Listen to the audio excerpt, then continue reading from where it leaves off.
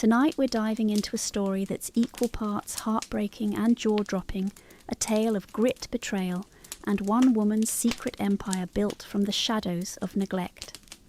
Picture Emma, a 38-year-old powerhouse who clawed her way from a lonely childhood to a $12 million fortune only for her sneaky sister to blow the lid off her secret at a chaotic Thanksgiving dinner. The family's reaction: oh, it's wilder than a reality show finale. So before you settle in, hit that like button and subscribe, but only if you're vibing with what I'm throwing down. Drop a comment with where you're watching from and what time it is. Love seeing who's joining us from across the globe.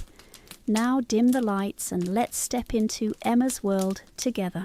You're Emma, 8 years old, living in a small Michigan town where life smells like fresh cut grass and your dad's Old Spice aftershave. Your house isn't fancy peeling paint on the porch, a kitchen table wobbling on one leg, but it's warm. Your mum helps you with math homework, her pencil scratching out fractions while she hums off key. Your dad takes you fishing at the lake, teaching you to bait a hook without gagging on worm juice. You're an only child, the centre of their world, your crayon drawings plastered on the fridge like masterpieces in a gallery. Every night you fall asleep to the creak of the floorboards as your parents check on you, their whispers, a soft lullaby. Life's simple, modest, but it's yours and it's enough. Then like a storm rolling in without warning, everything changes. Your mom goes into labour 2 months early, her face pale as she's rushed to the hospital. You're woken in the dead of night by Aunt Sarah, her voice tight, saying, "Pack a bag, kiddo, we're going to Grandma's." You're too young to understand preterm complications or neonatal intensive care, but you feel the shift like the air's been sucked out of the house.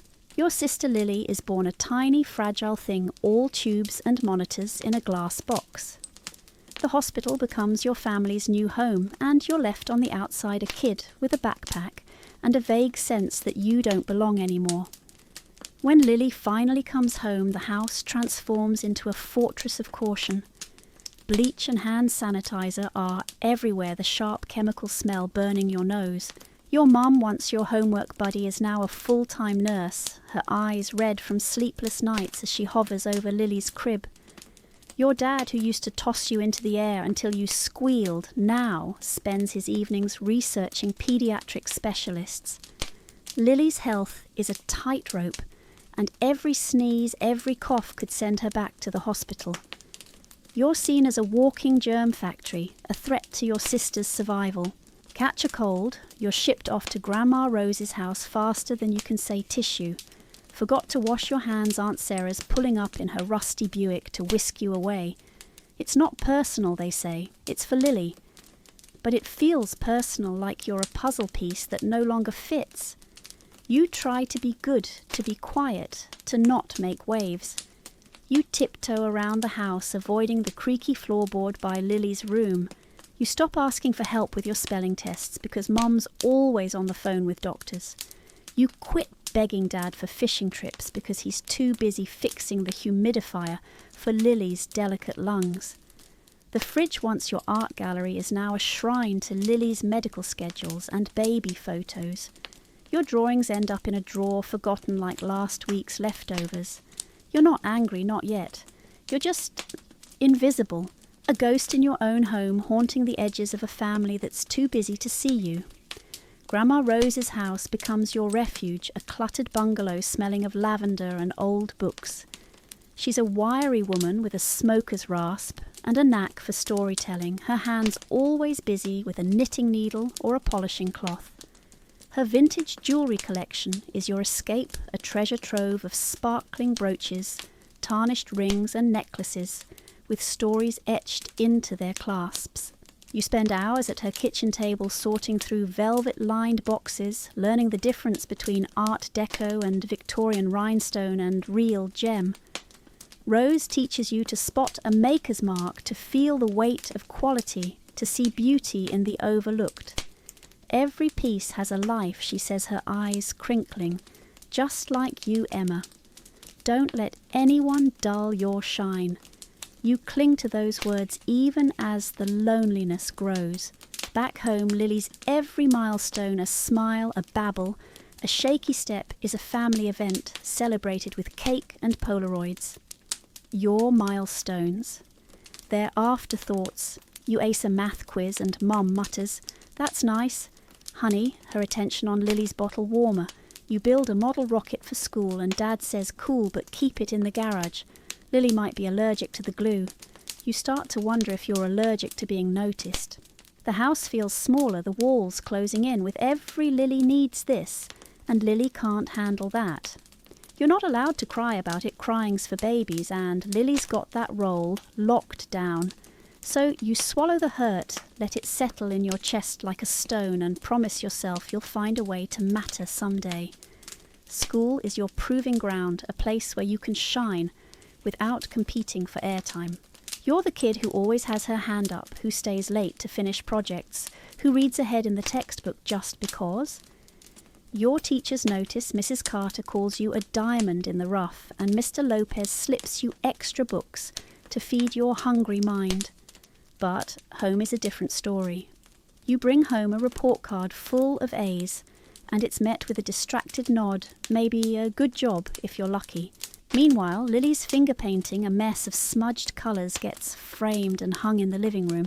You start to see the pattern. Lily's needs are urgent. Your achievements are optional. It's not fair, but fairness is a fairy tale, and you're learning fast that life doesn't come with a storybook ending. You find ways to cope small rebellions against the neglect. You sneak Grandma Rose's old costume jewellery under your pillow, tracing the cool metal when you can't sleep. You start a secret notebook scribbling stories about heroines who save kingdoms, not sisters who steal the spotlight. You spend recesses in the library devouring books on history, art, anything that feels bigger than your shrinking world. These are your lifelines, threads of hope in a house that smells like antiseptic and feels like a cage. You're not just surviving, you're planning. Somewhere deep down, a spark ignites a quiet vow that you'll build a life where no one can ignore you. You don't know how yet, but you know it starts with you alone in a town that's too small to hold your dreams. The seeds of loneliness take root, but they don't choke you. They make you stubborn, determined, a girl who learns to lean on herself because no one else will. Grandma Rose sees it, her sharp eyes, catching the fire in yours when you talk about her jewellery. "You've got a gift, Emma," she says, handing you a chipped magnifying glass. You see what others miss. You hold that glass like a talisman, a promise that one day you'll be seen too. For now, you're just a kid in a too-quiet house, surrounded by love that's been rerouted to someone else.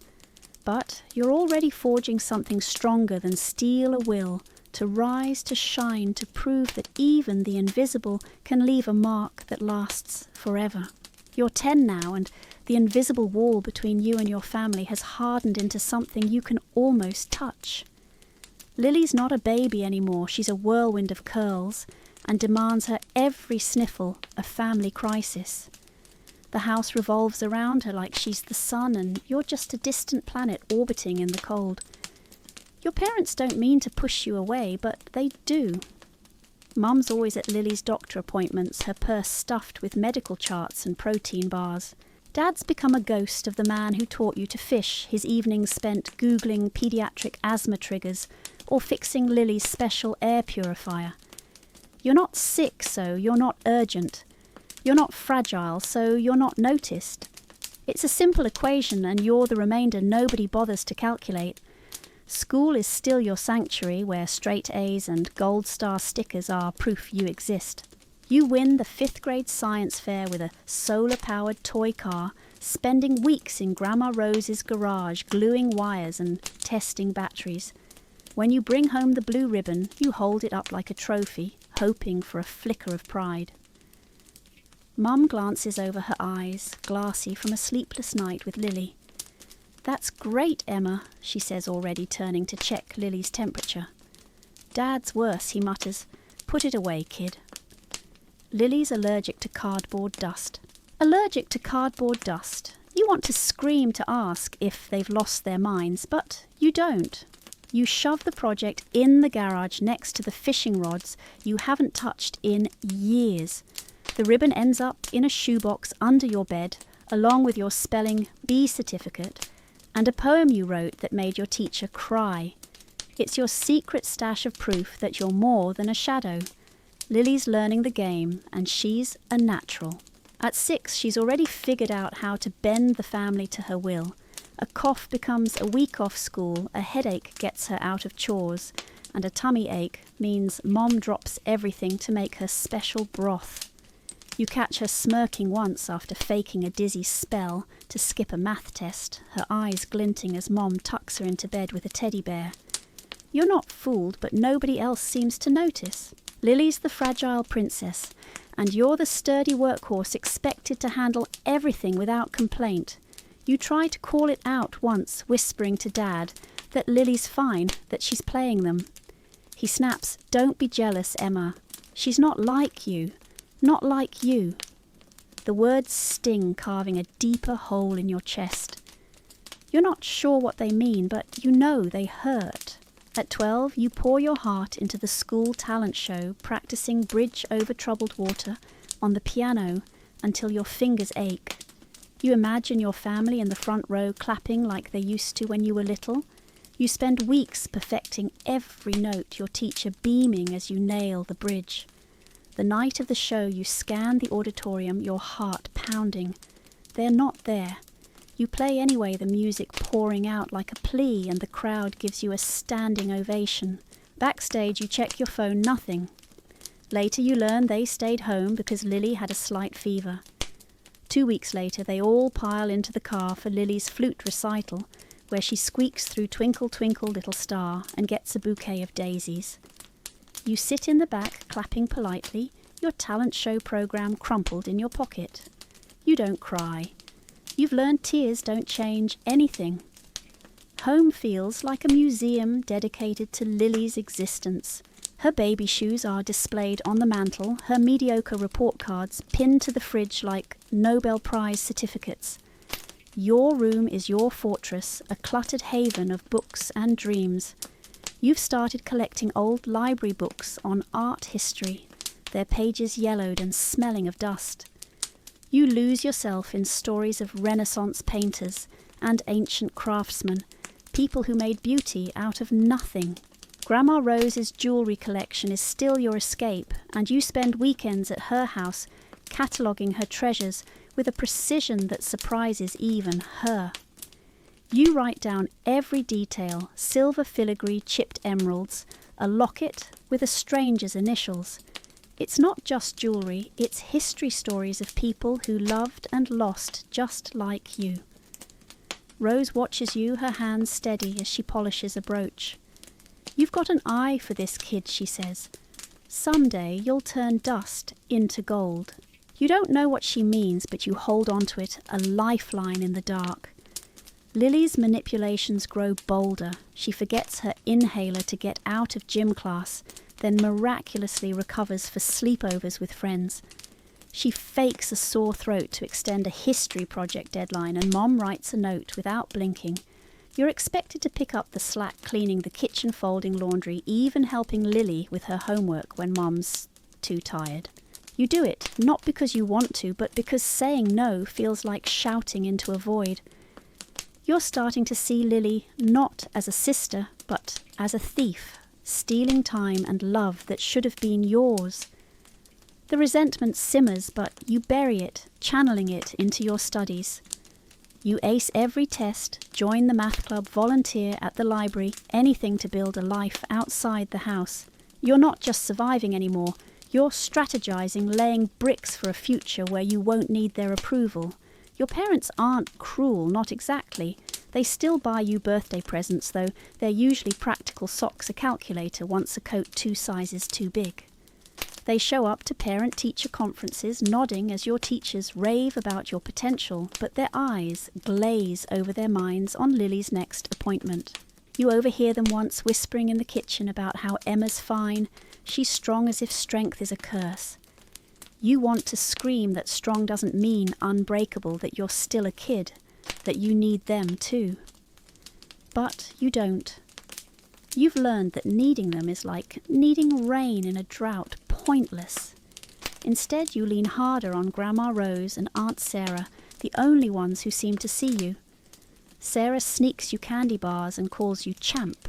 Rose lets you raid her attic where you find old magazines and a chipped magnifying glass that becomes your prized possession.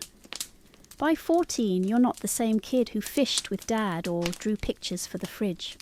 You're sharper, quieter, a girl who's learned to weigh her words like coins. You start noticing things, how Mum's hands shake when she talks about Lily's health, how Dad's laugh has turned hollow. You feel a flicker of pity, but it's drowned out by the ache of being unseen. You spend hours in your room sketching jewellery designs inspired by Rose's collection, dreaming of a world where you're the one who matters. You don't know it yet, but these moments, the loneliness, the books, the jewellery are forging something unstoppable. You're not just Emma, the forgotten sister. You're Emma, the girl who's learning to build her own empire, one quiet, determined step at a time. High school hits like a lifeline thrown into choppy waters, and you grab it with both hands. You're 15, a freshman in a Michigan public school, where the halls smell like gym socks and cheap perfume. But to you, it's freedom. Home is a pressure cooker with Lily's drama sucking up all the air, so you pour everything into building a world where you're not invisible. You're done waiting for your family to notice you. You're going to make yourself undeniable. Your schedule becomes a fortress of ambition, each class and club a brick in the wall between you and the neglect. You join the debate team, the National Honor Society, the school newspaper stacking commitments like armour. You're not just a student, you're a machine fueled by coffee and a burning need to prove you're more than Lily's shadow. Your grades are flawless, a string of A's that gleam like polished silver. You study with a precision that borders on obsession, colour-coding notes, rewriting flashcards until they're perfect. Teachers notice Ms. Rivera, your English teacher, calls you a force of nature, slipping you dog-eared copies of Jane Eyre and Virginia Woolf. Mr. Patel, your history teacher, pushes you to enter essay contests, and you win first place in a state competition, your words on the American Revolution printed in a local paper. You frame the clipping hoping it'll earn a spot on the fridge. It doesn't. When you show it to Mom, she's on the phone with Lily's allergist, muttering, "That's nice, Emma," without looking up. Dad's no better. He's too busy celebrating Lily's C+ in English, taping her essay to the fridge like it's a Picasso. You shove the frame under your bed next to the science fair ribbon and the talent show program, your shoebox of victories growing heavier. Debate team is where you find your voice. You're shy at first, your hands shaking as you grip note cards, but the rush of arguing a point, logic, slicing through noise hooks you. You spend lunch periods practicing rebuttals, your tongue sharpening like a blade. By sophomore year, you're captain, leading your team to regionals. Your arguments so tight they leave opponents stammering. The skills spill over confidence negotiation, the ability to read a room. You start to see yourself not as a kid begging for scraps of attention, but as someone who can command it. Still, you go home to a house where Lily's latest crisis trumps everything.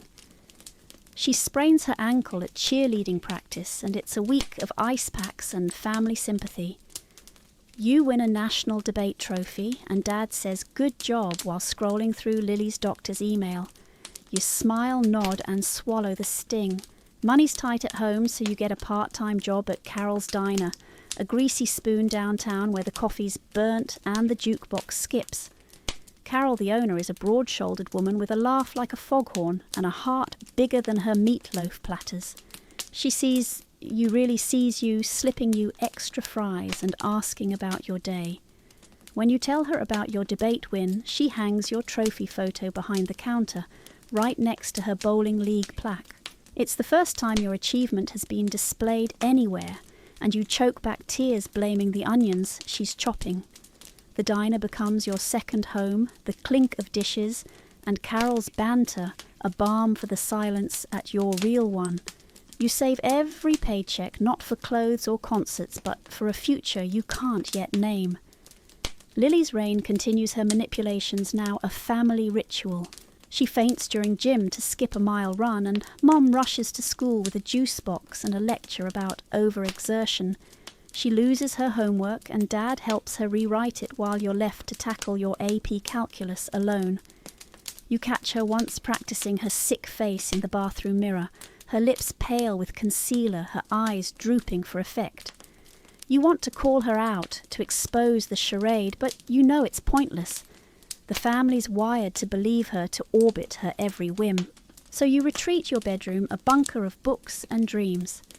You're reading about antique jewellery, now devouring texts on hallmarks and gem cuts. Your obsession with Grandma Rose's collection growing into something fierce. You sketch designs in a spiral notebook, imagining rings and pendants that tell stories like the ones Rose taught you to see. Your SAT prep is relentless, a solo mission in the library while your classmates party. You drill practice tests until your eyes blur, memorizing vocab words between diner shifts. When the results come, you stare at the screen 1600. A perfect score rare as a comet. You rush home, your heart pounding, thinking this will finally matter. You show Mom who's folding Lily's cheerleading uniform. "Wow, Emma, that's amazing," she says, but her eyes flick to Lily, who's whining about a B in history. Dad grunts. "Nice work," then turns to help Lily with her English essay, which somehow ends up on the fridge. You stand there, score report in hand, feeling like you've shouted into a void. That night you cry in the library, not from sadness, but from a strange, fierce relief. This score is your ticket out, a key to a life where you're not an afterthought. You apply to 15 colleges in secret, your applications a rebellion against the family's indifference. You write essays about Grandma Rose's jewellery, about finding beauty in the overlooked, about building yourself when no one else would.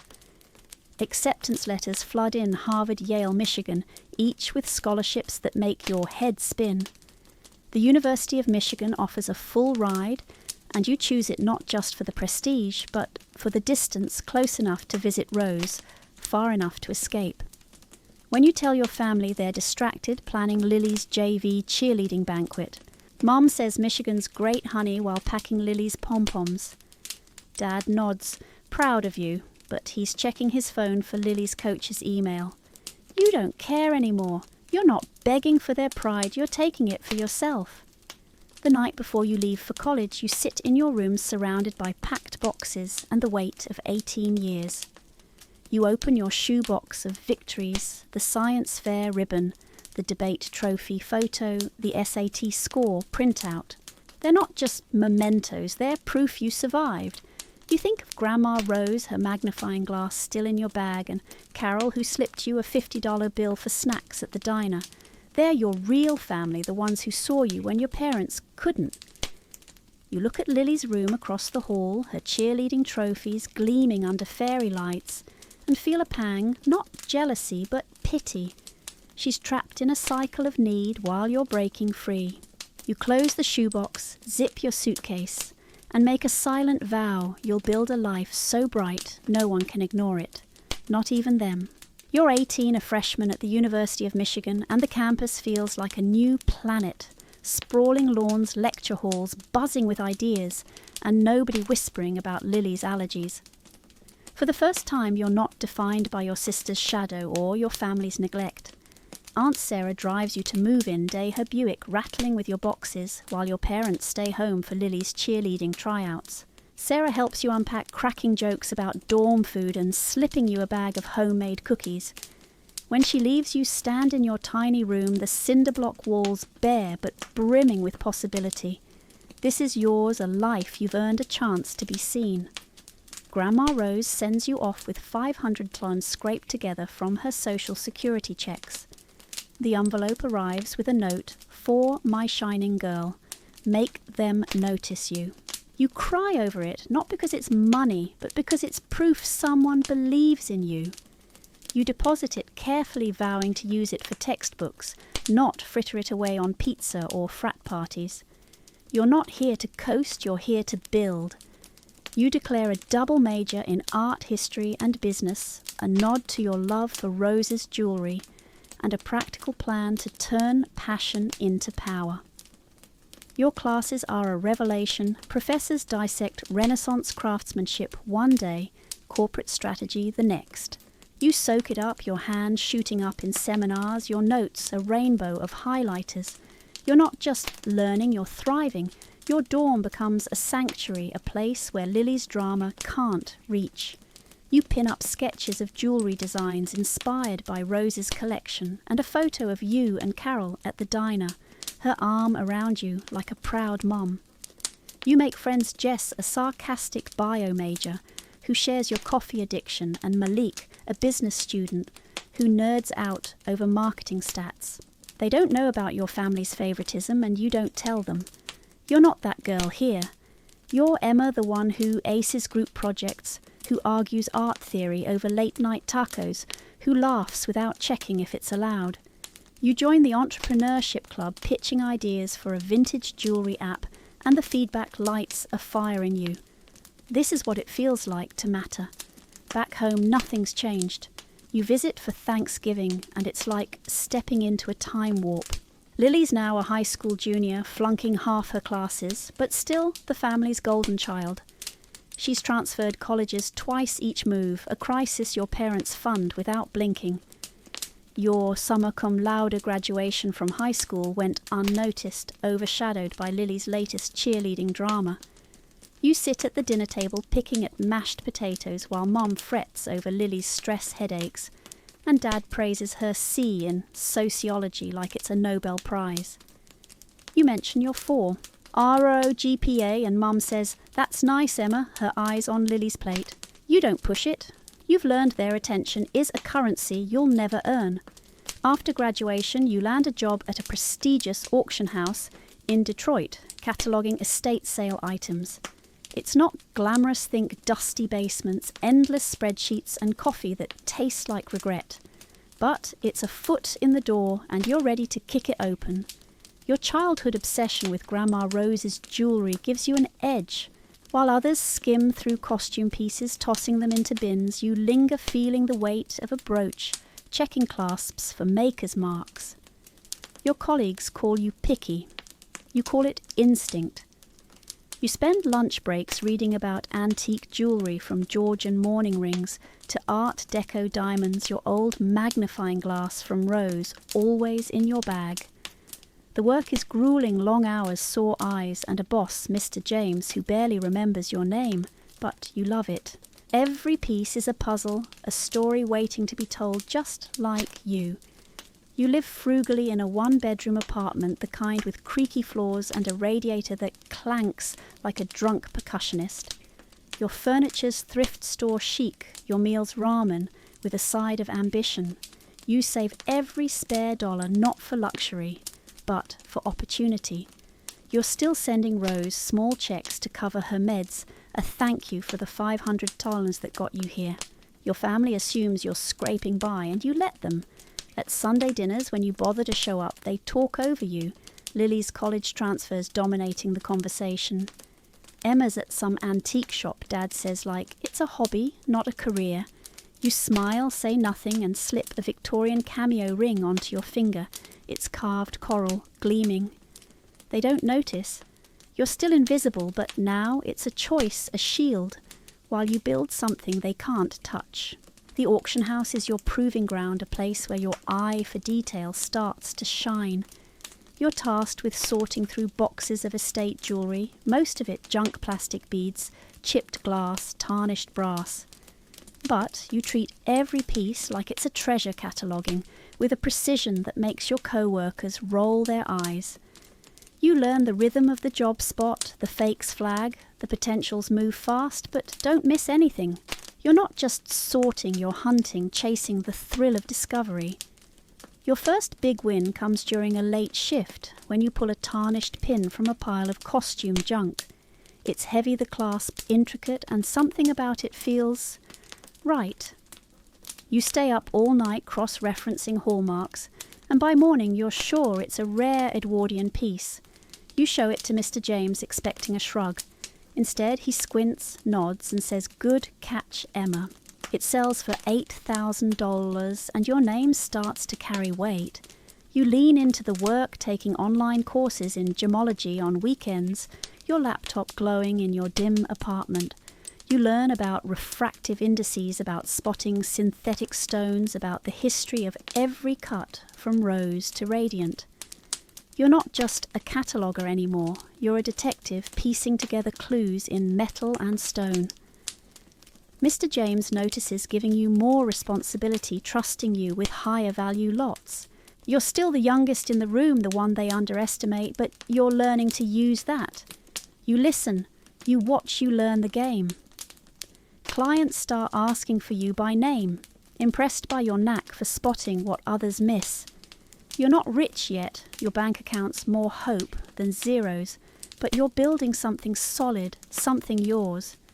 Your family remains a distant hum, their calls rare, and always about Lily. You visit for Christmas, and it's the same script: Lily's latest college transfer, her exhaustion from cheerleading her CR in psychology, framed as progress. You mention a big auction you're prepping, and Mum says, "Sounds busy," while cutting Lily's pie. You wear a vintage sapphire ring, a $3,000 find you authenticated, and Dad asks if it's from a thrift store. You laugh, say something like that, and let them underestimate you.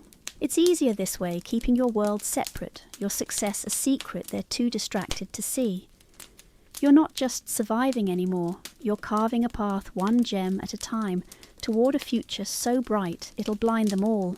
You're 24, 3 years into your job at the Detroit auction house, and the grind is starting to feel like a rhythm. Your desk is a chaos of jeweler's loupes, crumpled notepads, and coffee cups stained with ambition. You're no longer the newbie sorting through dusty bins, you're the one Mr. James calls when a tricky estate comes in. Your eye for vintage jewellery honed by years at Grandma Rose's kitchen table is your superpower. While others see junk, you see stories, a chipped cameo that whispers of a 19th century widow, a tarnished clasp hiding a master's mark. You're not just cataloguing, you're unearthing treasures, and the thrill of it keeps you up at night, your dreams glittering with gold and garnets. One rainy afternoon, you're tasked with sorting the estate of a childless widow, a jumble of faded velvet boxes and tangled chains. The lot's labelled costume destined for the low-end auction, but something pulls you in. You find an Art Deco brooch, unremarkable at first glance, dull metal, a cloudy stone. But it's heavy, the clasp precise, the setting too deliberate for cheap paste. You turn it over, squinting through your loupe, and spot a faint hallmark barely legible. Your heart skips. You've read about these, the subtle signatures of forgotten craftsmen. You sneak the brooch to your desk, ignoring the lunch bell, and dive into research. Old auction catalogues, grainy PDF scans, a gemology forum you haunt under a pseudonym. It's a puzzle, and you're obsessed. You spend evenings in your apartment, the glow of your laptop casting shadows on the walls. You cross-reference hallmarks, email a retired appraiser in Chicago, even pay $200 for an online gemology course to decode the stones cut. It's a chrysoberyl, not glass, and the hallmark ties to a 1925 Cartier collection, a limited run for a Paris exhibition. You're shaking as you type up a presentation, complete with photos and citations, your diner-honed precision shining through. You pitch it to Mr. James, expecting him to brush you off. He leans back, arms crossed, and says, "This better be good, Emma." You walk him through it, hallmark, stone provenance, your voice steady, despite the nerves. He's silent for a beat, then nods. "All right, let's test it." The brooch goes to auction and you watch from the back, your stomach in knots. Bidding starts at $5,000, climbs to $20,000, then rockets to $47,000. The gavel falls and the room claps, but you're frozen, your pulse hammering. Mr. James finds you later, a rare smile cracking his face. You've got a gift, kid. Don't waste it. The auction house buzzes with your name colleagues who once ignored you, now asking for tips. You're not just a cataloguer anymore. You're a rising star trusted with high-value lots. Your loop an extension of your hand. The $47,000 on sale earns you a small bonus enough to upgrade your laptop and buy Rose a new shawl. You call her Giddy and she laughs. Told you, Emma. You're turning dust into gold. Your family, they're still clueless. You visit for Easter and it's the same old script Lily's flunked another semester. But Mum's framing her D+ art project like it's a Monet. You mention the Cartier find casually testing the waters. Dad grunts. Sounds like a lot of work for old pins, while Lily snickers. What you're like a pawn shop lady now. You smile, sip your coffee and let it slide. You're wearing a vintage Tiffany ring, a $4,000 piece you authenticated, but they don't notice, too busy fussing over Lily's migraine. You've stopped expecting them to care. Your success is a secret garden, blooming far from their reach, and you're fine with that. It's safer this way, your victory's yours alone. The brooch is just the beginning. Mr. James starts giving you prime assignments, estates with whispered histories, collections from old money families. You authenticate a Georgian mourning locket, its hair compartment intact, selling for $12,000. Then a Victorian opal ring, mislabeled as costume fetches, $25,000 after you trace its maker to a London workshop. Each find sharpens your skills, your confidence growing with every sale. You're studying harder now, devouring texts on metallurgy, gem, refractivity, even obscure French jewellers from the 1800s. You're not just good, you're relentless a bloodhound for the overlooked. Clients notice asking for the young woman with the sharp eye. You're building a reputation piece by piece in a world that rewards precision over flash. Your apartment's still a shoebox, the radiator clanking like a bad drummer, but you've added touches of you, a second-hand velvet chair, a shelf of jewellery books, a framed sketch of Rose's favourite brooch. You're saving every penny, your bank account creeping upward, though you live like your broke ramen thrift store sweaters, bus rides instead of Ubers. You send Rose $100 a month, ignoring her protests, and slip Carol a gift card for the diner's anniversary. Your family thinks you're scraping by and you let them.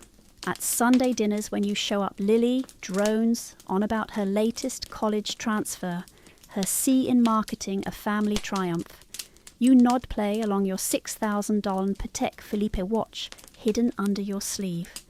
It's a game now, their ignorance a quiet rebellion against years of being unseen. The auction house is your arena, but it's not perfect. You're still the youngest, the one they underestimate your ideas, sometimes dismissed by older appraisers with egos bigger than their loops. You learn to navigate it, smile, nod, then prove them wrong with a find nobody else caught. You're not here to make friends, though. You've got allies Sarah, the chain-smoking clerk who sneaks you extra archive access, and Tom, a junior appraiser who shares your obsession with hallmarks.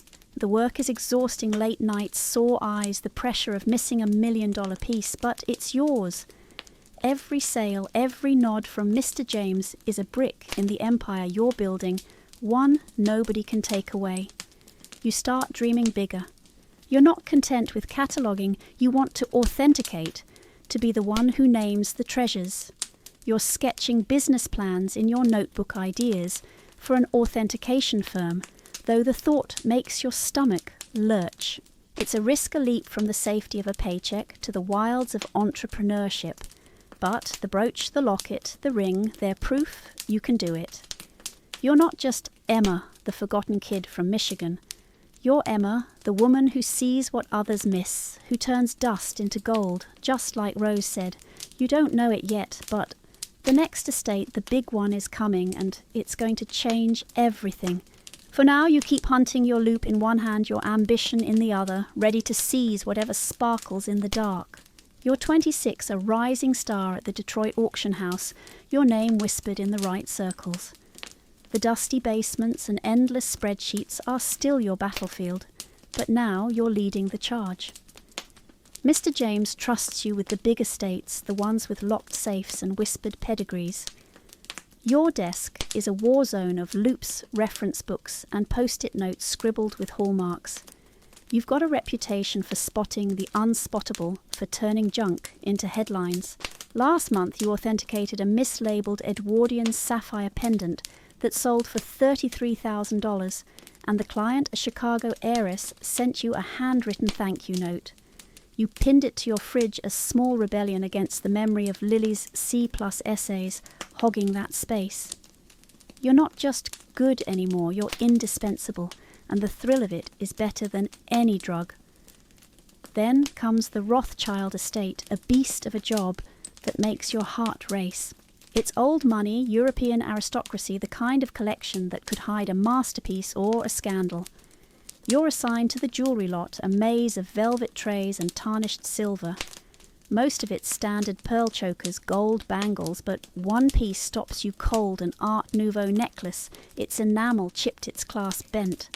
It's buried in a box of costume junk, but the curves, the craftsmanship scream quality.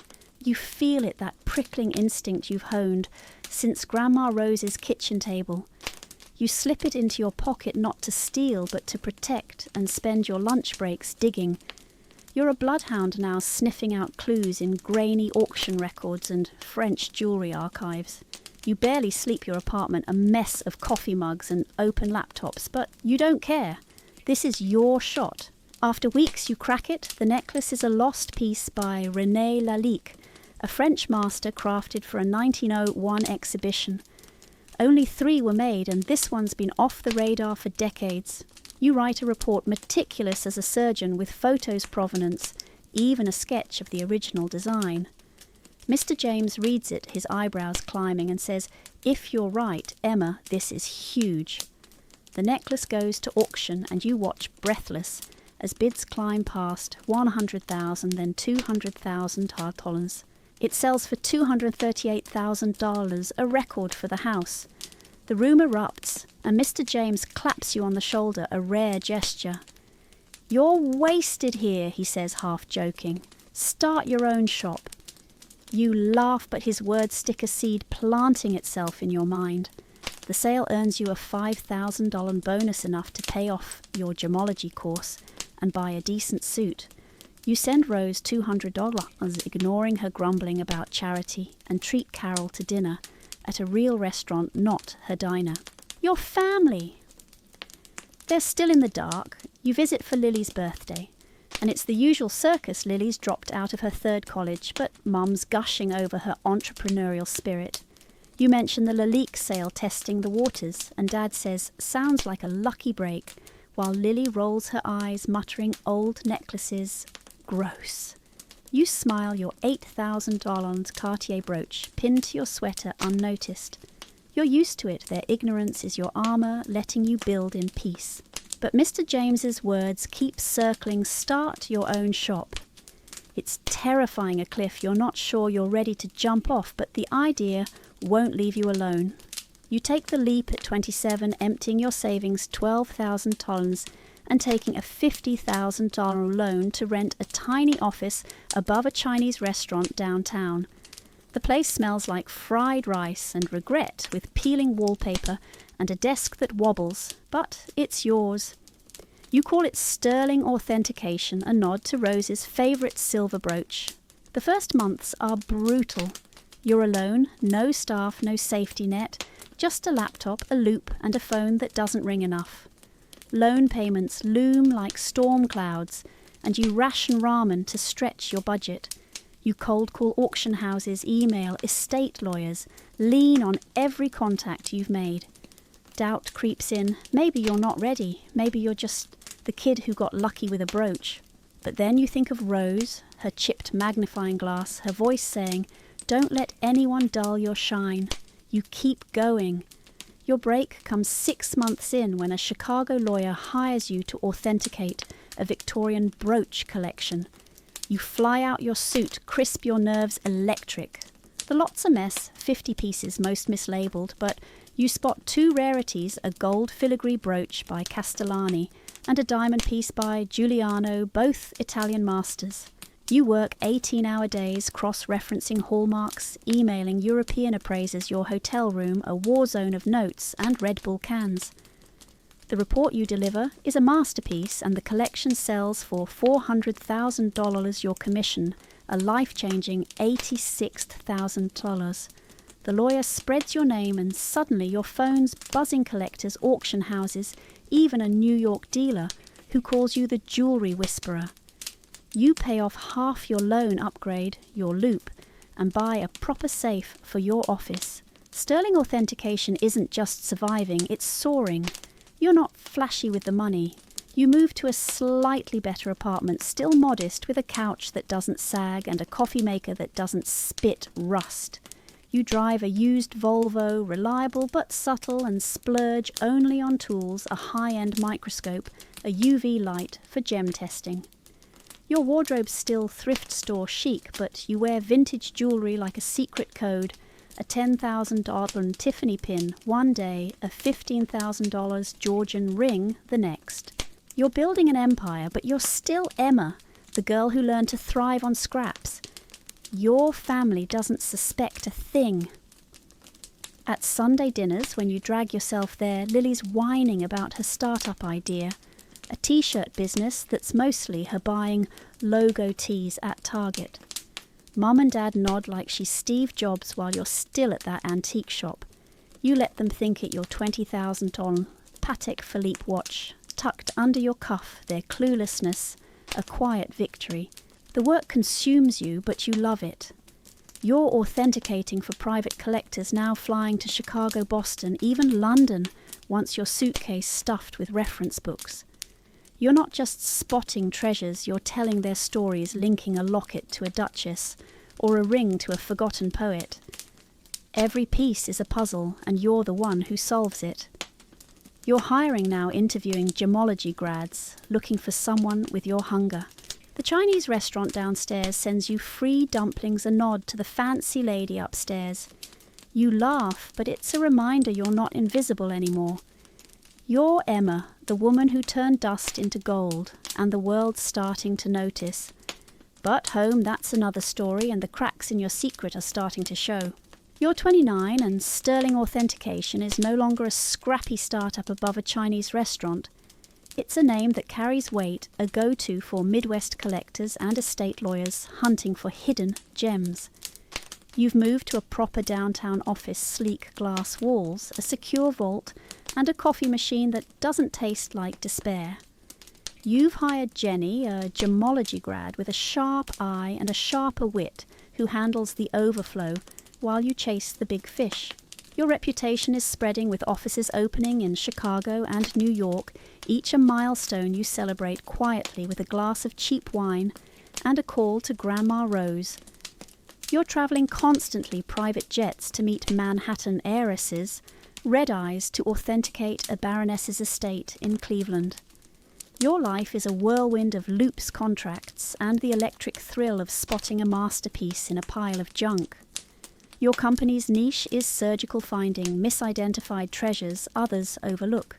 You've cornered the high-end jewelry authentication market with a client list that includes names you'd recognize from Forbes. Last month, you authenticated a Renaissance cameo collection, mislabeled as 19th century reproductions, that sold for $1.2 million, your commission enough to fund the New York office for a year. You're not just good, you're untouchable. Your reports so airtight they're practically court evidence. Collectors call you the hawk, a nod to your knack for swooping in on the one piece everyone else missed. You love the nickname, though you'd never admit it. It's proof you're not the invisible kid anymore, but a force, a name, a woman who makes the world bend to her will. Despite the money, your bank account now in the 7 figures, you live like you're still scraping by. Your Detroit apartment is nice but understated, with hardwood floors and a view of the river, but no flashy penthouse nonsense. You drive a 2-year-old Audi, subtle but fast, and your biggest splurge is a state-of-the-art gem spectrometer that costs more than most people's cars. Your wardrobe's a mix of thrift store finds and vintage jewellery that could fund a small country, a $30,000 Art Deco bracelet one day, a $50,000 Victorian choker the next. You wear them like armour, their weight, a reminder of what you've built. You've got a home vault now, a steel beast that holds your personal collection pieces you've bought at auction, not for profit but for love. Each one a nod to Rose's kitchen table. Your family. They're still blind to it all. You've kept your success under wraps, a secret rebellion against years of being ignored. At Sunday dinners, when you can stomach them, you're still Emma from the antique shop, a quaint little hobbyist in their eyes. Lily's 25 now, coasting on her 4th college attempt, her latest business, a blog about self-care that's mostly selfies and affiliate links. Mum and Dad fawn over her framing her D+ marketing essay like it's a Pulitzer. You sit there picking at pot roast your $40,000 Patek Philippe watch hidden under a cardigan. Lily snarks, still digging through old ladies' junk drawers, and you smile, saying something like that. Dad asks if you're getting by, and you nod your $2 million Chicago office a universe away. It's a game their ignorance a twisted kind of fun, like wearing a superpower nobody can see. You've started to notice cracks, though. Your parents are struggling. Dad's carpentry work is slowing, and Mum's medical bills from a bad fall are piling up. Lily's student loans from 3 failed colleges are a black hole, and she's not exactly hustling to pay them off. You feel a pang, not love exactly, but duty. You start sending them $5,000 a month, wiring it anonymously through a family friend account you set up. You tell them it's $1,000, letting them think Aunt Sarah's covering the rest. They call you teary, saying how sweet it is that you're sacrificing to help. You don't correct them. It's easier to let them pity you to keep your empire hidden. But it stings watching Lily blow the money on designer bags and outlet vacations while Mom praises her resourcefulness. You're bankrolling their delusion, and the irony isn't lost on you. The secrecy's becoming a performance. You show up to family events in understated clothes, but the jewellery gives you away. If anyone cared to look at $60,000 Tiffany brooch, a $25,000 Georgian ring, each piece a silent middle finger to their neglect. Nobody notices, not even when you wear a $100,000 Cartier necklace to Christmas. It's diamonds catching the light. Dad thinks it's cute costume stuff, and Lily doesn't glance up from her phone. You laugh to yourself, the absurdity almost comforting. You've built a life they can't touch, a world where you're the star, not the stagehand. But the game's getting harder to play. You're invited to guest lecture at Lily's prospective business school, a prestigious program you could have taught blindfolded. You skip family dinner to avoid questions, telling Mum you're swamped at the shop. Your 2 lives, Emma the Titan and Emma the Nobody, are starting to collide. You're not lonely, not exactly. Jenny's a rock handling the Chicago office with a nerdy precision you admire. Rose calls weekly, her raspy voice a tether to your roots, and you fly her out to New York for a weekend, watching her marvel at your office like it's a cathedral. Carol sends you diner menus with "Come back soon" scrawled in marker, and you mail her a vintage locket as thanks. You've got Jess and Malik from college who drag you to karaoke when you're in Ann Arbor, and a handful of auction house contacts who respect you even if they don't know you. But there's a hollowness, a quiet ache from years of being unseen. You're rich, powerful, unstoppable, but part of you still wants your family to see it, to admit they were wrong. You push it down, focusing on the next deal, the next gem, the next step in your empire. Your business is a machine now humming with efficiency. You're authenticating for international clients, London dukes, Dubai sheikhs, even a reclusive Tokyo collector who pays in cryptocurrency. You've got a waiting list, your fees climbing with your fame. Last week you flew to Paris to verify a Belle Epoque tiara, its emerald so perfect you forgot to breathe. It sold for $3 million, you're cut enough to open a 4th office if you wanted. You don't, not yet. You're strategic, not reckless, saving for the day you can't predict. Your life's a balancing act, power and secrecy, ambition and restraint, the girl who was ignored and the woman who can't be. But the scales are tipping, and you can feel it, a storm brewing in the distance, ready to shatter your carefully built world. You're 32, and your empire is a glittering machine humming across 3 cities: Detroit, Chicago, New York. Sterling authentication is a household name among collectors. Your logo, a stamp of trust that turns dusty heirlooms into million-dollar headlines. You're authenticating for the elite now, Saudi princes, Silicon Valley moguls, even a reclusive French countess who insists on meeting at midnight. Your team's grown. Jenny runs Chicago like a general, and you've hired Marcus, a metallurgy nerd with a knack for spotting fakes for New York. You're still the heart of it, though, flying coast to coast, your suitcase stuffed with loops and gem charts, your mind always chasing the next find. Last month, you authenticated a mislabeled Fabergé pendant lost in a Boston estate that sold for $2.7 million. Your commission bought a new spectrometer and paid off your last loan, leaving you debt-free and untouchable. You're worth $12 million now, a number that feels surreal when you check your accounts, but you don't live like it. Your Detroit home is a modest 2-bedroom secure, but not flashy, with a vault that holds your personal collection, $1.5 million in vintage pieces each, a love letter to your younger self. You drive a 3-year-old Tesla, quiet and sleek, and your wardrobe's still a mix of thrift store finds and priceless jewellery, a $75,000 Art Nouveau brooch, one day a $120,000 Georgian locket the next. You wear them like secrets, their weight a reminder of your power. Your biggest indulgence is tech UV lights, X-ray, fluorescent scanners, anything to sharpen your edge.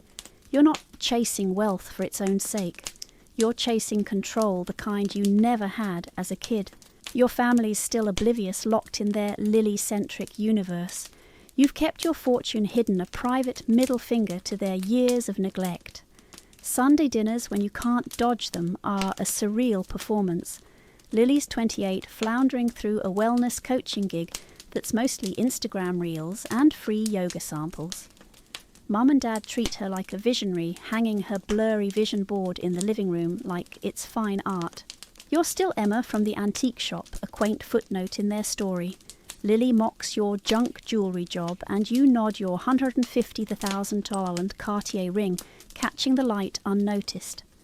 Dad asks if you're still getting by, and you say, barely your New York office's $3 million revenue, a galaxy away.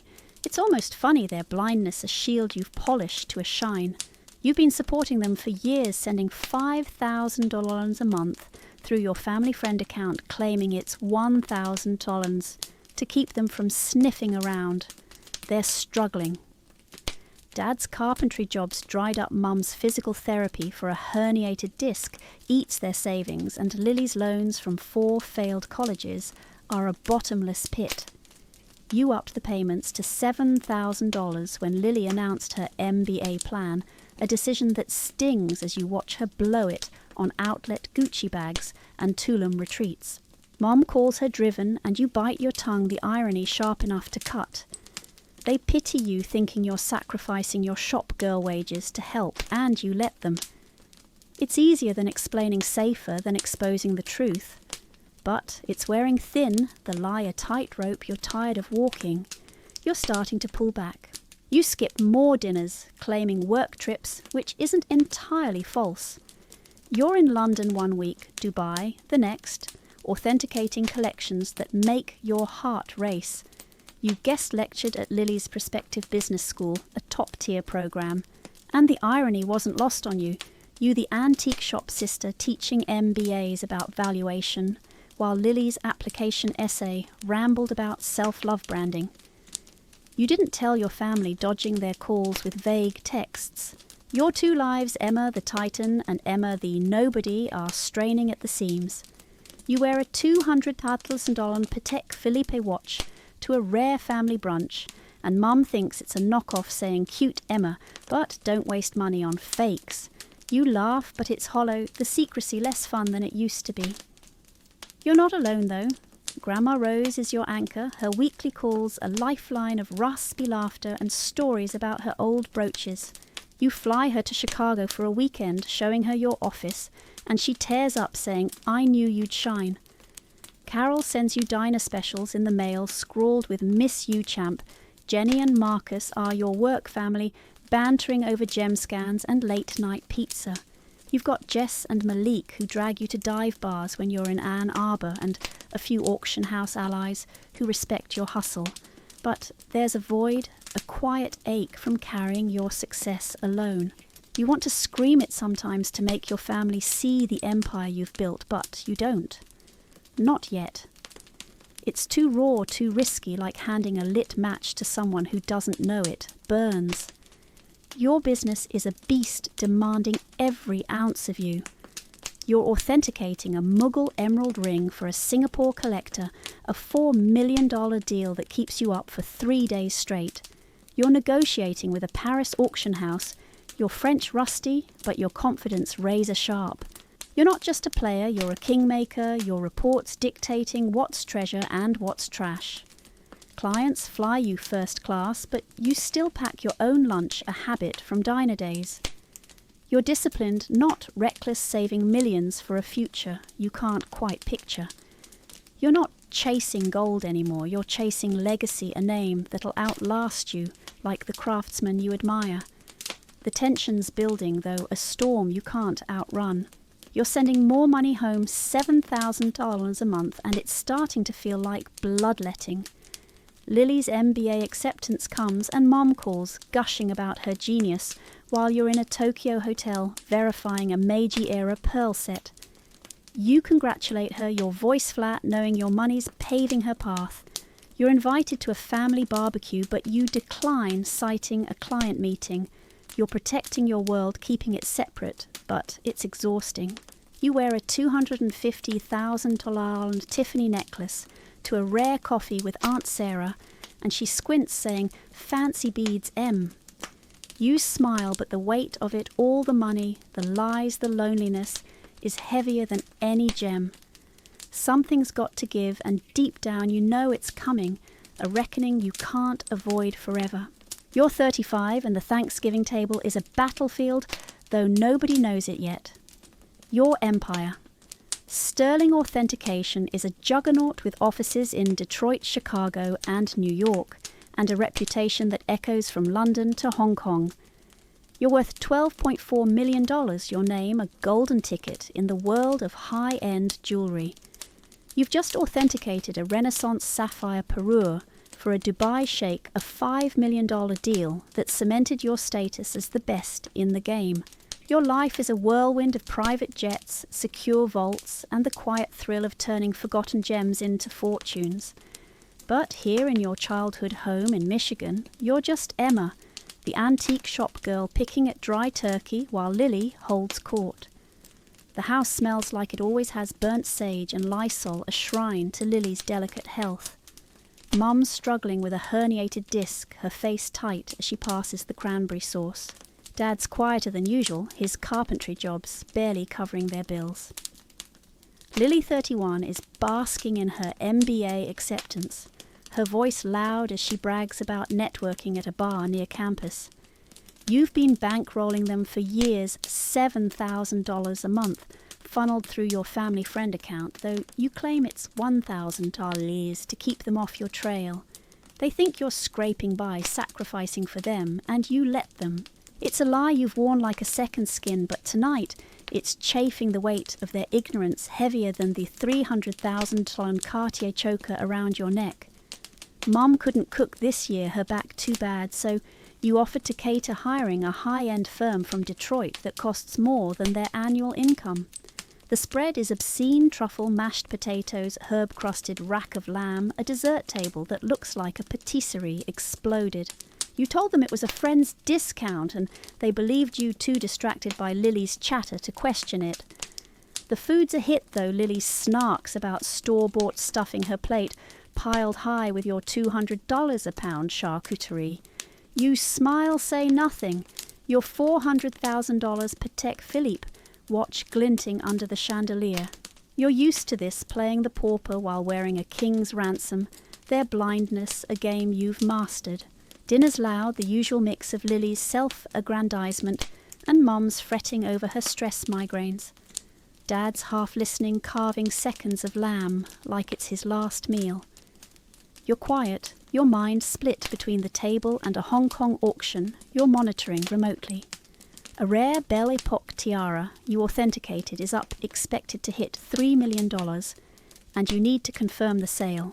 You excuse yourself claiming a work call and slip into your old bedroom, now a guest room, with Lily's old cheerleading trophies crowding the shelves. You open your laptop, the screen glowing with your auction app, showing your $12.4 million account balance pending contracts and Sterling's quarterly profits. You're typing a quick message to Jenny when you hear footsteps, Lily snooping for a charger, her curiosity as sharp as ever. You should have closed the laptop, but you didn't, and Lily's faster than you expect. She grabs it, her eyes narrowing like she's caught you stealing. "What's this?" she says, her voice dripping with glee, sensing a chance to humiliate you. Before you can stop her, she's marching to the dining room laptop, raised like a trophy. "Hey everyone, you got to see Emma's antique shop," she crows, setting it on the table next to the pumpkin pie.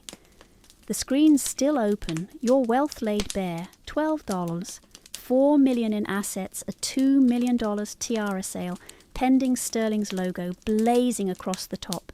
The room freezes, forks, mid-air gravy dripping onto the tablecloth.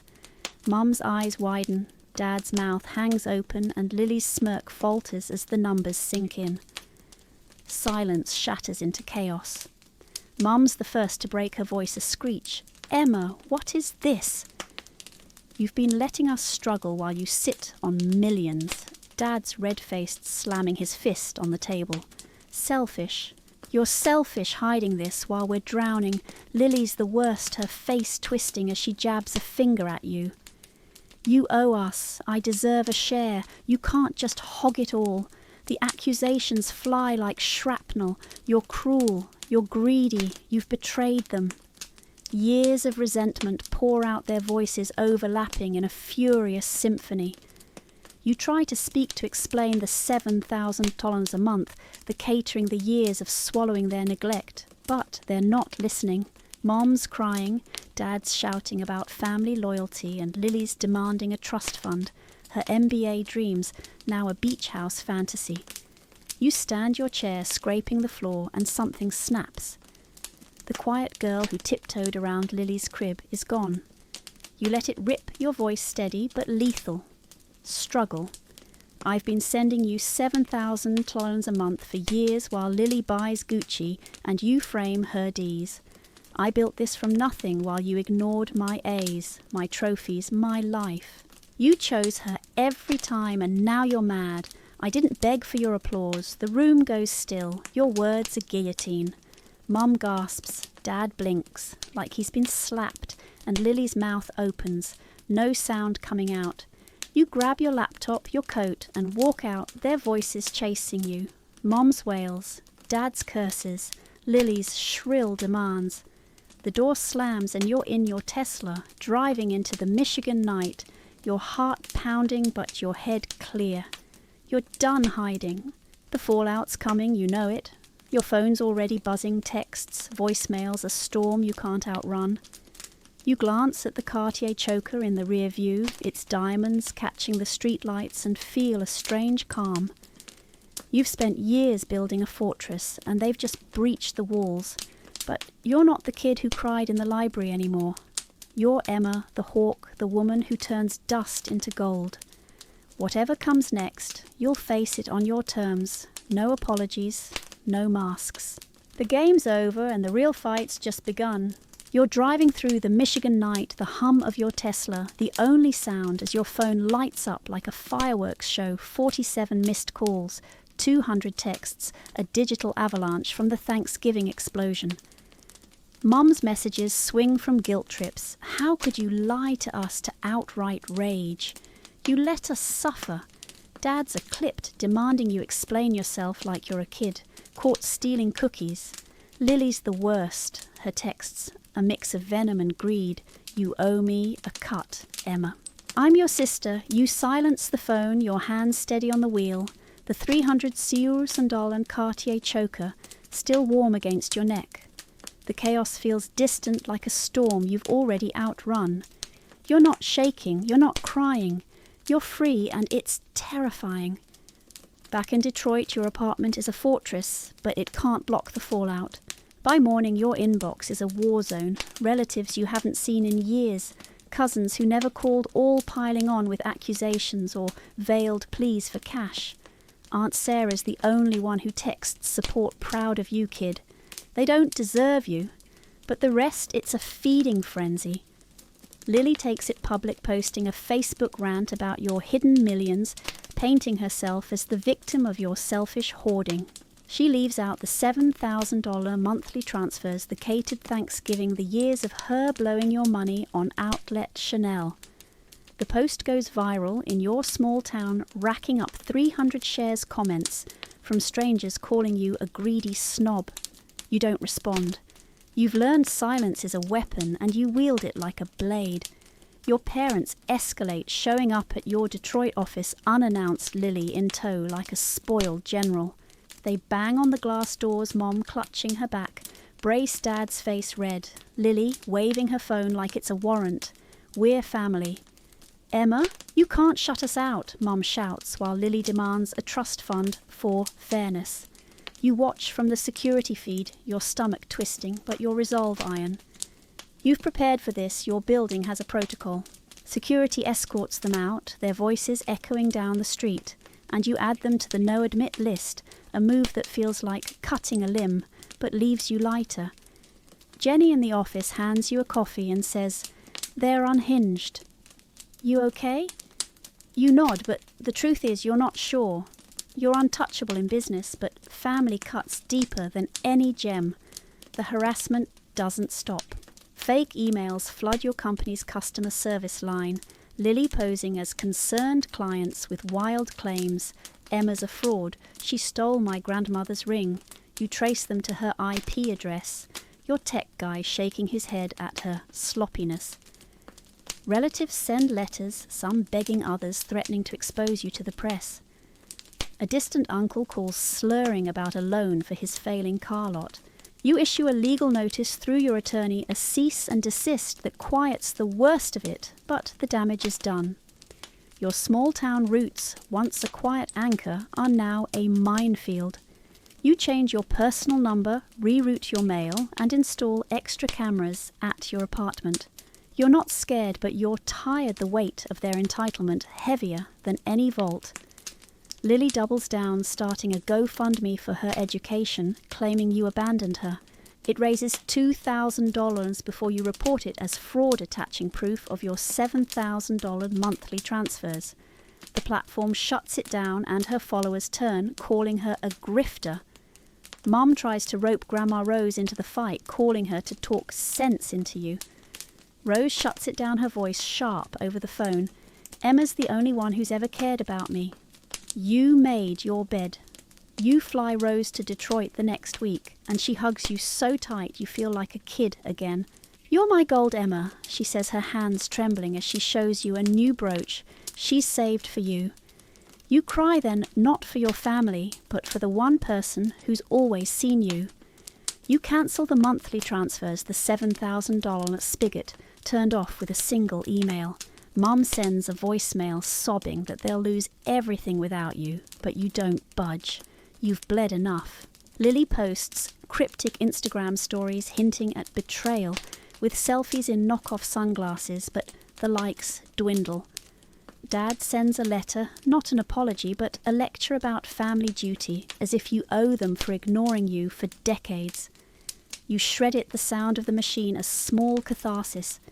You relocate to a new home, a secure townhouse, with a gated entry, your vault moved under armed guard. It's not about fear, it's about control, carving a space where their chaos can't reach. The betrayal stings, but it's not the knife you expected. You're not grieving their love, you're grieving the version of yourself that hoped they'd change. You've spent years building sterling authentication into a $12 million empire, authenticating treasures for kings and CEOs, yet your family sees you as a piggy bank, not a person. You think of the shoebox under your childhood bed, stuffed with science fair ribbons and debate trophies they never noticed. You think of Grandma Rose's chipped magnifying glass still in your office, safe a relic of the girl who learned to see what others missed. You're not that girl anymore, but she's still in you, whispering that you're enough. Your business doesn't flinch. The Hong Kong tiara sold for $3.2 million, and you're fielding calls from Tokyo and Paris new clients drawn to your discretion amid the family drama. Jenny and Marcus handle the offices their loyalty, a quiet anchor. You're planning a London expansion, your spreadsheet's a fortress of numbers and ambition. But the personal toll lingers. You lie awake replaying Thanksgiving, the laptop screen, glowing with your truth, their faces twisting from shock to greed. You wonder if you could have handled it differently, told them sooner, set boundaries, anything to avoid this war. But deep down you know it was inevitable. They never saw you, not at 8, not at 18, not now. And you're done begging them to try. You lean on Rose, who's planning a visit to catalogue a new collection with you, her excitement a balm. Aunt Sarah sends texts, checking in with bad puns and emojis. Carol mails a diner mug with "World's Best Boss" scrawled in Sharpie, and you laugh for the first time in days. You're not alone, but you're guarded, the trust you once gave freely now locked behind steel. You're Emma, the hawk, the woman who built an empire from dust. But you're also Emma, the girl who wanted her family's love, and letting that go hurts more than any gem's weight. The fight's not over Lily's scheming. Your parents' silence is loud, but you're ready. You've faced worse, and you'll face this one unflinching step at a time. You're 36 6 months past the Thanksgiving implosion, and the dust is settling, though the scars remain. Sterling Authentication is thriving, a $12 million empire that hums like a finely tuned engine. You've just authenticated a Mughal jade necklace for a Singapore collector, a $6 million deal that made headlines in the art world. Your name splashed across blogs as the hawk who never misses. Your offices in Detroit, Chicago and New York are buzzing with Jenny and Marcus running point like seasoned lieutenants. You're planning a London branch, your evenings spent crunching numbers and Skyping with British appraisers, your ambition as sharp as ever. The family drama, while still a raw wound, hasn't slowed you down. It's fuel-proof. You can build something unbreakable, even when the people closest to you try to tear it apart. Your life is quieter now, deliberately so. You've cut contact with your parents and Lily, their numbers blocked, their emails filtered to a folder you don't open. The harassment has dwindled thanks to your lawyer's cease and desist and a few well-placed warnings about slander. Lily's taken a new tack, launching a rival jewellery authentication business called Lily's Lux, finds a laughable venture built on her Instagram clout and zero expertise. You're not worried, her appraisals are already drawing snickers in the industry, one client calling her out for mistaking a 1980s Avon ring for Victorian gold.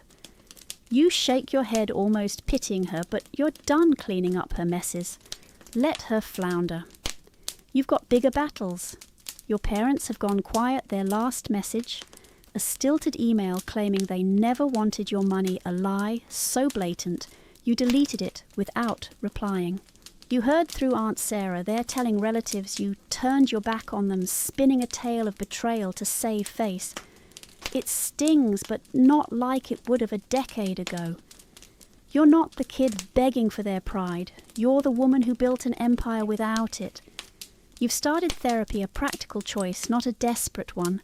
Your therapist, a no-nonsense woman named Dr. Lin, helps you unpack the years of neglect, the weight of being the strong one. You're learning to set boundaries, to stop apologizing for your success, to live without the ghost of their approval haunting you. It's slow work, but it's freeing, like shedding a skin you didn't know was too tight. You've stopped attending Sunday dinners, a decision that feels like cutting an anchor loose. The first few weeks you braced for guilt, but it never came. Instead, you felt light. Your weekends, now yours, brunch with Jess and Malik in Ann Arbor, late-night gem scans with Jenny, or quiet evenings sketching jewelry designs in your townhouse. Your home is your sanctuary, minimalist but warm, with a shelf of Rose's old brooches and a framed photo of you and Carol at the diner. You've upgraded your vault, a biometric beast that holds your $2 million personal collection, each piece a testament to your journey. You wear them less now, not for secrecy, but for peace, choosing simple studs over $100,000 chokers. You don't need to prove anything anymore, not to them, not to yourself. Grandma Rose is your rock, her visit's a highlight. She's coming next month to catalogue a new collection with you, a set of Edwardian pearls you bought at auction for 80,000 tartlans. She's 78, her hands shakier, but her eyes still spark when she sees a good clasp. You've set up a trust for her, ensuring her meds and bills are covered, a secret you'll tell her when she's here. Aunt Sarah's in your corner too, sending you memes and checking in with you still slaying champ. Carol mails you a diner apron with Boss Lady embroidered in red, and you hang it in your office, a nod to the woman who saw you when nobody else did.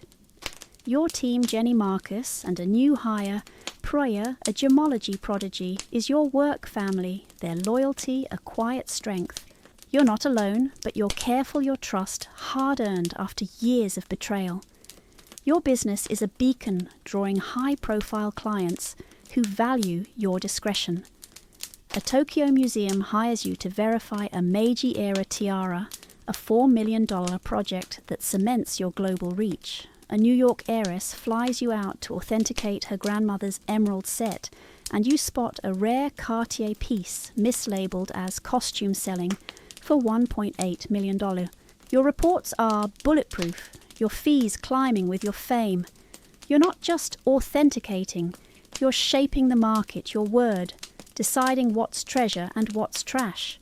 Your disciplines still saving millions, your spreadsheets, a fortress against uncertainty. You've got plans, a scholarship fund for overlooked kids, maybe a book on vintage jewelry, but you're pacing yourself strategic as ever. Lily's business is crumbling. Her Yelp reviews a mix of one-star rants and botched appraisals. You don't gloat you're too busy, but you feel a quiet satisfaction, karma doing its work. Your parents' silence is louder, their absence a choice you no longer question. You've grieved the family you wanted, the one that clapped for your A's and showed up to your debates. What's left is clarity. You don't need them to shine. You never did. You're Emma, the hawk, the girl who turned dust into gold, now a woman who builds her own light.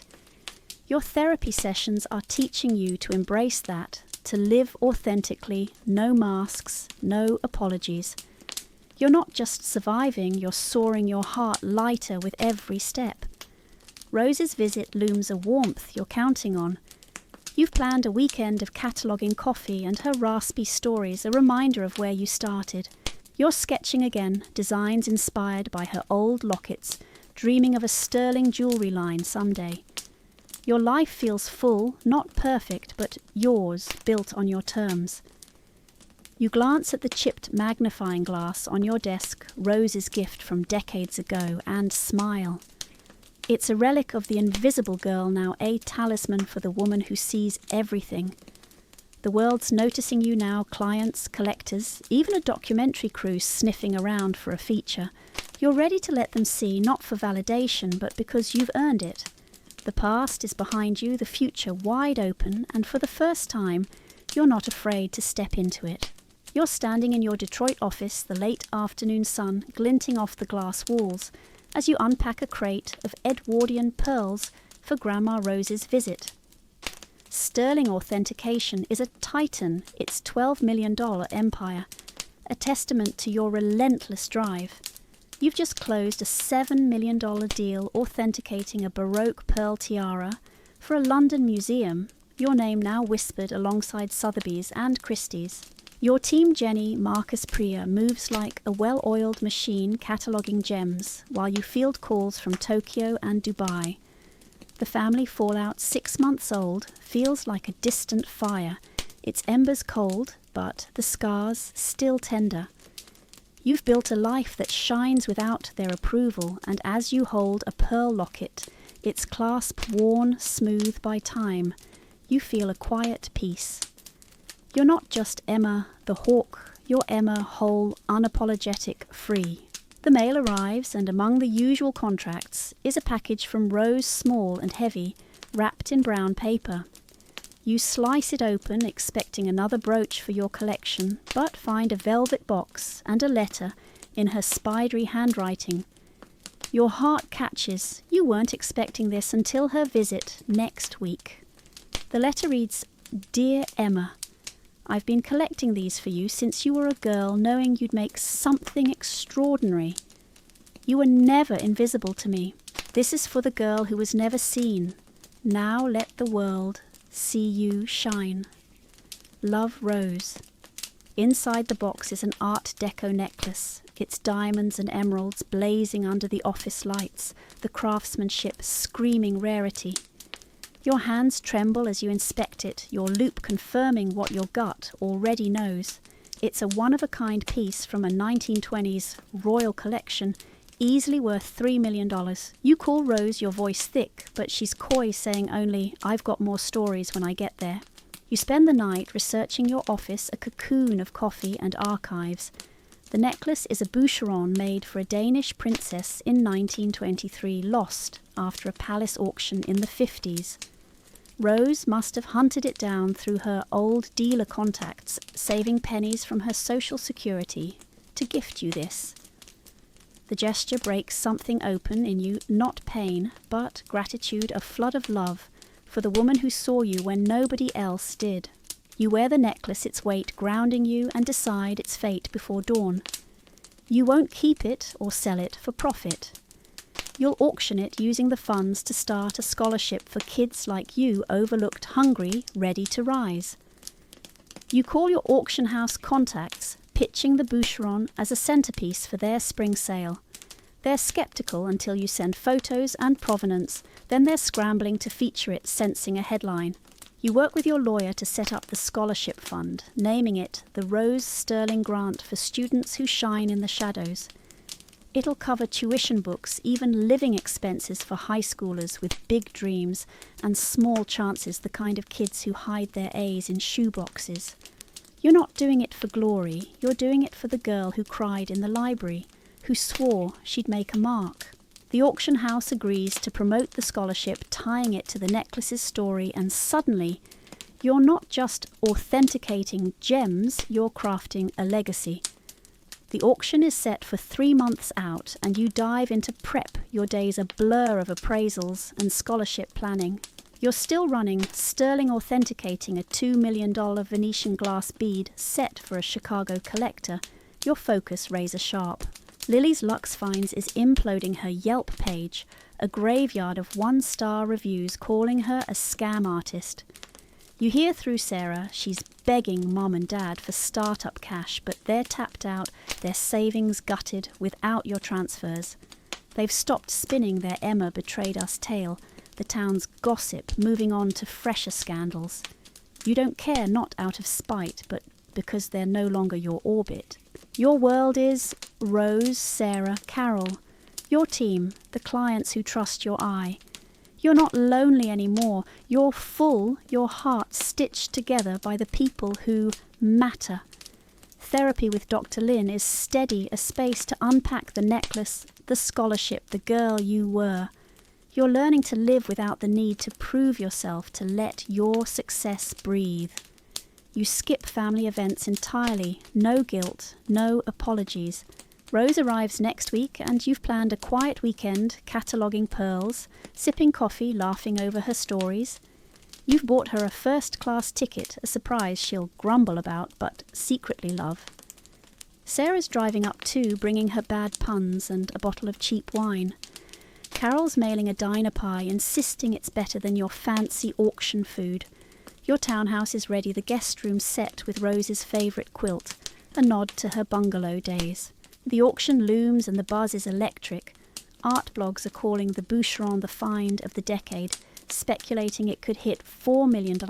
You're working with a PR team not for fame, but to amplify the scholarship, ensuring every dollar goes to kids who need it. You're sketching the fund's logo, a stylized magnifying glass with rose sterling in elegant script, a tribute to the tool that started it all. You're not nervous about the sale, you're excited a kid again, sorting Rose's brooches with a chipped loop. The documentary crew's circling closer, pitching a feature on the hawk, who built an empire from dust. You're considering it not for ego, but for the kids your story might reach, the ones hiding their dreams in shoeboxes. You glance at Rose's letter on your desk next to her magnifying glass and feel a surge of purpose. You're not just Emma, the girl who was invisible. You're Emma, the woman who turned neglect into power, who built a $12 million empire and gave it a soul.